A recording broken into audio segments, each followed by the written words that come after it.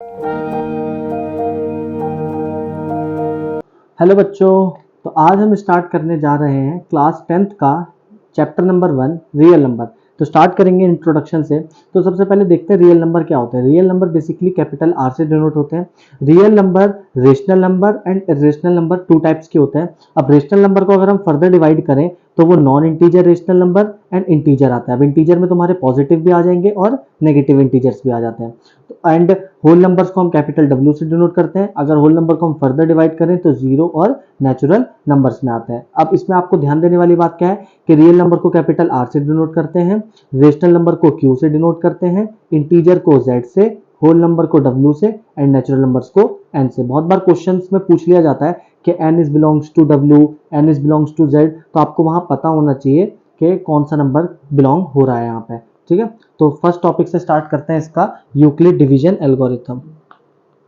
Euclid division algorithm. तो Euclid division algorithm क्या बोलता है, इसमें बेसिकली हम क्या करते हैं, to find the HCF and LCM of the numbers. Basically हम क्या करते हैं कि किन्हीं भी नंबर्स, जब हमें दो नंबर दिए जाते हैं, तीन नंबर दिए जाते हैं, तब हम उनका जब एचसीएफ और एलसीएम फाइंड करते हैं तो वही हमारा मेथड कहलाता है यूक्लिड डिवीजन एल्गोरिथम। अब हमारे पे एचसीएफ और एलसीएम निकालने के बहुत सारे तरीके हैं। तो सबसे पहले पहला तरीका देखते हैं हम इसमें, फर्स्ट प्राइम फैक्टराइजेशन, जो आपने छोटी क्लासेस में भी पढ़ा होगा, प्राइम फैक्टराइजेशन। तो प्राइम फैक्टराइजेशन में हम क्या करते हैं, हम फैक्टर्स बनाते हैं, फिर उनका पेयर करके हम एचसीएफ एलसीएम फाइंड आउट करते हैं। तो एक एग्जांपल के साथ समझेंगे इस चीज को। अगर हमें लेट से दिया गया to find the HCF and LCM of the two numbers, दो नंबर हम ले लेते हैं, पहले अभी छोटे ही लेंगे, 18 एंड 12। तो इनका देखते हैं हम प्राइम फैक्टराइजेशन कैसे करेंगे। तो सबसे पहले 18 का, तो 2 9 ज़ा 18, 3 3 ज़ा 9 एंड 3 1 ज़ा 3। तो ये 18 के पेयर आ गए। 12 के देख लेते हैं, 2 6 ज़ा 12, 2 3 ज़ा 6 एंड 3 1 ज़ा 3। तो हमारे पे 18 के क्या क्या फैक्टर आ गए, 2 मल्टीप्लाई 3 मल्टीप्लाई 3 एंड 12 के क्या फैक्टर आ गए, 2 मल्टीप्लाई 2 मल्टीप्लाई 3। तो अब इसमें हम क्या निकालेंगे, कॉमन। तब पहले मैं आपको ये बता देता हूँ, एचसीएफ अगर हमें निकालना हो, एचसीएफ ऑफ 18 एंड 12, एचसीएफ का मतलब क्या होता है, highest common factor. Highest common factor means मतलब जो दोनों में जो कॉमन आ रहा हो, जैसे 2 कॉमन आ रहा है एंड 3 कॉमन आ रहा है, तो हम इनका क्या कर लेंगे, मल्टीप्लाई कर लेंगे। तो 2 मल्टीप्लाई 3, तो इसका एचसीएफ कितना हो गया, 6 हो गया। लेकिन एलसीएम निकालने के लिए, एलसीएम जब हम निकालते हैं 18 एंड 12 का, तब हम क्या करेंगे, जो एचसीएफ है वो तो हम लिखते ही लिखते हैं, जो मतलब जो कॉमन आया उसे तो हमने लिख ही लिया, साथ में जो रिमेनिंग डिजिट रह जाती है, अब रिमेनिंग डिजिट आपको दिख रही होगी कौन कौन सी, एक 3 है और एक 2 है, तो इनका यूज कर लेंगे हम और इजिली आंसर निकाल लेंगे। 3 मल्टीप्लाई 2, तो 6 मल्टीप्लाई 3 2 जा 6, तो हमारा कितना आ जाएगा, 36। तो इसका एलसीएम हमारा कितना हो गया, 36 हो गया। तो इस तरीके से हम फैक्टर्स को निकालते हैं। तो ये हमारा प्राइम फैक्टराइजेशन मेथड है। नेक्स्ट देखते हैं हम अपना, to find the HCF and LCM with relationship। इसको बेसिकली आप ये भी बोल सकते हो, relationship between HCF and LCM। अब इसका एक हमारा बहुत इंपॉर्टेंट फॉर्मूला है, जब हम HCF और LCM निकालते हैं दो नंबर्स का, तो उसका क्या फॉर्मूला होता है हमारा, HCF multiply LCM is equal to product of two numbers. ये हमारा क्या है, फॉर्मूला है। जब भी हम HCF और LCM दोनों का अगर हम प्रोडक्ट करें तो वो हमारे किसके इक्वल होगा, प्रोडक्ट ऑफ टू नंबर के, means multiplication of first number multiplication of second number. एक एग्जांपल के साथ समझेंगे इसको। अगर ऊपर वाले एग्जांपल ले लेते हैं हम, जैसे हमारा 18 का क्या आया था, हमारे पे दो नंबर थे 18 एंड 12। तो 18 और 18 के हमारे फैक्टर क्या क्या निकले थे, 2 मल्टीप्लाई 3 मल्टीप्लाई 2। 12 के हमारे क्या निकले थे, यहाँ पे 3 कर लेना इसे, और 12 के हमारे निकले थे 2 मल्टीप्लाई 3। अब इसमें हमने कॉमन देखा था, एक तो 2 कॉमन आ रहा था और एक 3 कॉमन आ रहा था। ठीक है, तो अगर हम लिखते हैं HCF हमारा क्या आया था 6, LCM हमारा कितना आया था 36। अब पुट करते हैं वैल्यू।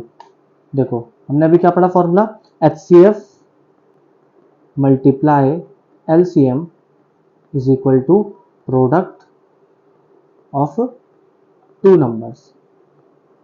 तो HCF हमारा कितना था 6, LCM हमारा कितना था 36, is equal to product of two number हमारे पे कौन कौन से 18 और 12, 18 multiply 12।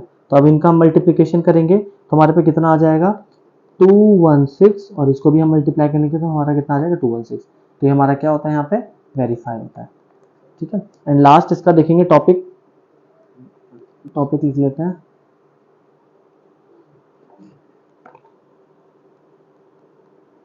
Prove that root 2 is irrational. इसका एक क्वेश्चन बनता ही बनता है एग्जाम में, तो इसका मैं आपको एक ट्रिक बता देता हूँ सिंपल सी, बस इसमें लैंग्वेज लिखनी है।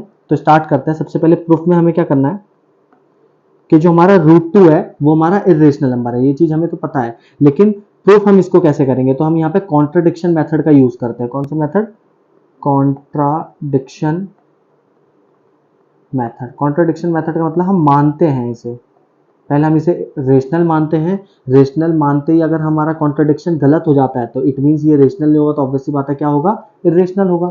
ठीक है, तो देखते हैं। सबसे पहले हम क्या लिखेंगे, let us assume the contrary that root 2 is rational. आपने फर्स्ट लाइन में क्या लिखा कि अभी हमने माना कि हमारा रूट 2 रेशनल है। ठीक है, तो रूट 2 रेशनल है तो इसका मतलब क्या होता है, that is root 2 is equal to a by b. लिख सकते हैं क्योंकि हमारा जो रेशनल नंबर होता है वो हमारा पी बाई क्यू की फॉर्म में होता है। हेयर, एंड ये लाइन में लिख देना, here a and b are coprime numbers जिनके एक के ज्यादा फैक्टर नहीं होते। आगे देखते हैं। अब हम क्या करेंगे यहाँ पे, स्क्वायरिंग बोथ साइड। तो स्क्वायरिंग बोथ साइड करेंगे तो रूट 2 का whole square is equal to a square upon b square. तो ये कितना आ जाएगा, 2 is equal to a square upon b square. तो यहाँ पे हमारा कितना बन जाएगा, 2b square is equal to a square.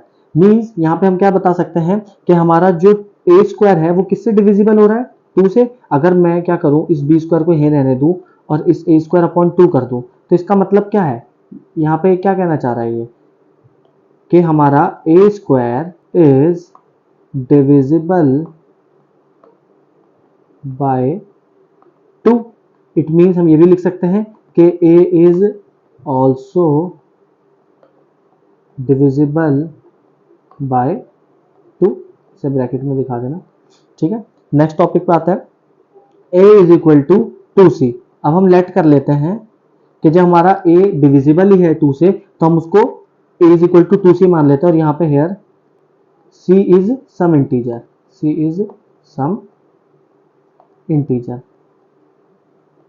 अब यहाँ पे हम अगेन स्क्वायरिंग बोथ साइड करेंगे, स्क्वायरिंग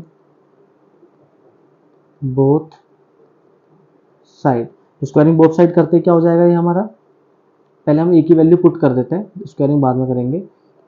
तो a is equal to 2c, put the value of a in equation first,